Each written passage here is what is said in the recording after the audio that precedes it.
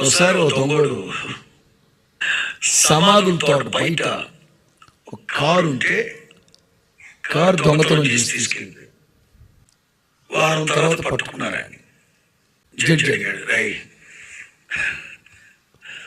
ఎందుకు దొంగతనం చేశారు నువ్వంటే, నేనండి నేను చేయాలని చేయలేదండి, ఆ ఓనర్ చచ్చిపోయాడేమో కారు అక్కడ ఉందని తీసుకెళ్ళానండి నేను అన్నాడు.